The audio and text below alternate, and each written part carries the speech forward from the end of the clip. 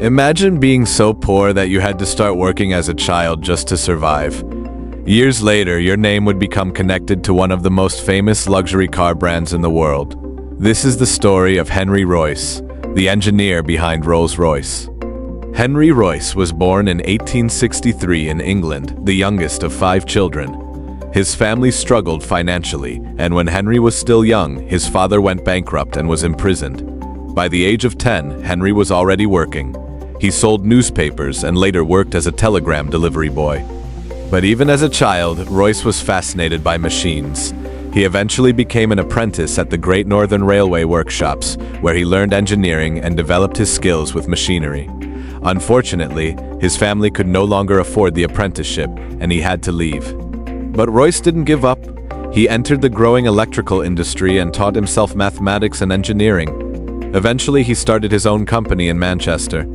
At first, the company made small electrical products, but it grew into a serious engineering business. But Royce was about to face another problem. Cheap machinery from Germany and America was putting pressure on his business. His health was also suffering from years of overwork. Then something unexpected happened. Royce bought a second-hand motorcar. Instead of simply driving it, he studied it. He found problems everywhere. And Royce came to a simple conclusion. He could build a better car. In 1904, he built his first motor car. It was quieter, smoother, and more refined than the cars he had studied. But Royce still needed something he didn't have, a way to get his car in front of wealthy customers.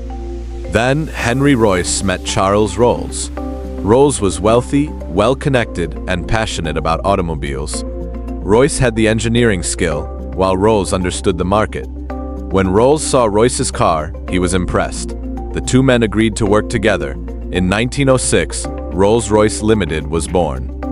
Their cars quickly developed a reputation for quality and reliability. Then came the car that would make the company famous, the 40/50th horsepower, later known as the Silver Ghost. It was powerful, remarkably smooth, and built with an obsession for quality. Rolls-Royce began to earn a reputation that would eventually become legendary. But Henry Royce was never satisfied with simply being good. He wanted perfection. He personally worked on the engineering of Rolls-Royce cars and constantly looked for ways to improve them. His philosophy was simple: take the best that exists and make it better. He became obsessed with reliability, silence, and precision. That obsession helped turn Rolls-Royce into a symbol of excellence.